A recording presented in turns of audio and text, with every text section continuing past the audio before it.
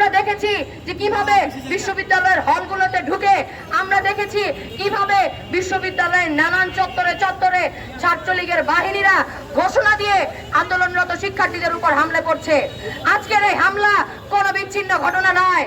আমাদের বুঝতে হবে যে গতকাল প্রধানমন্ত্রী ছাত্রদেরকে, আন্দোলনরত শিক্ষার্থীদের যে রাজাকার হিসেবে আখ্যায়িত করতে চেয়েছেন, রাজাকারদের সাথে তুলনা করতে চেয়েছেন, তার ফলাফল আসলে কি? আজকে যে ছাত্রলীগ হামলা করছে সেটা আসলে ওই কালকে ওই আমাদের প্রধানমন্ত্রীর দেখিয়ে দেওয়া পথ অবলম্বন করছেন। ছাত্রলীগের নেতারা তারা ঘোষণা দিচ্ছেন যে আমরা রাজাকার দমন করতে চাই। তার মানে কি? আসলে তার নেতা বলেছেন যে আন্দোলনকারীরা, শিক্ষার্থীরা রাজাকার, এবং তারা বলছেন যে তারা রাজাকারকে দমন করছেন।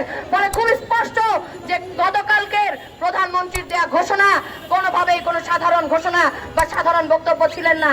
তাদের এই ঘোষণা ছিল এই পুরো আন্দোলনের উপর, আন্দোলনকারীদের উপর হামলা করার একটা জমিন, একটা ক্ষেত্র প্রস্তুত করা, এবং যেটা আজকে তাদেরই দলের পোষ্য বাহিনী, সন্ত্রাস বাহিনী আজকে প্রমাণ করেছেন। ফলে বন্ধুরা, এই যে তাদের পোষ্যরা, তাদের সন্ত্রাসেরা ছাত্রদের উপর হামলা করছে, ছাত্ররা এই হামলায়, এই ভয়ে তারা পিছিয়ে যায়নি। ছাত্ররা এর প্রতিরোধ দেখিয়েছে, ছাত্ররা এখনো মাঠে আছে, ছাত্ররা এখনো স্লোগান দিচ্ছে। ছাত্ররা আমরা বুক চিতিয়ে বলতে চাই যে বুক পেতেছি গুলি কর। আমরা বলছি যে ছাত্ররা আপনারা যতই হামলা করেন, যতভাবে, যত লাঠি সোটা, টিয়ার শেল, বুলেট, গুলি যত কিছু আছে সব নিয়ে রাজপথে থাকেন।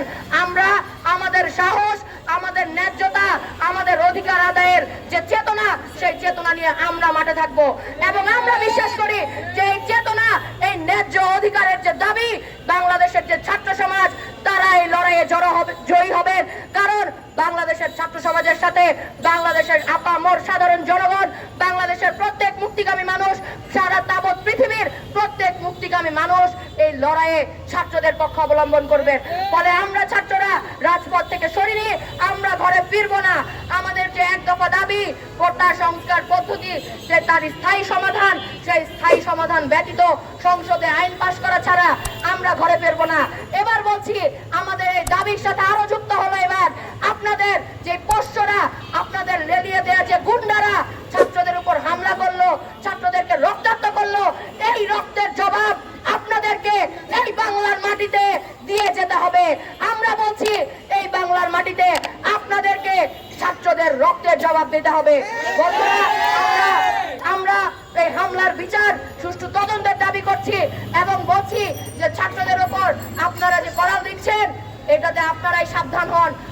আপনারা কোটা সংস্কার আন্দোলনকে শাসন সংস্কার আন্দোলনে, দেশ সংস্কার আন্দোলনে রূপান্তর করতে চায়েন না। আমরা বলছি, ছাত্রদের উপর আরেকবার আঘাত করলে আমরা এদিক থেকে কসম করে বলছি যে কোটা সংস্কার আন্দোলন পুরো বাংলাদেশ সংস্কার আন্দোলনে রূপান্তর নেবে, কাঠামো সংস্কারের আন্দোলনে রূপান্তর নেবে। বন্ধুরা,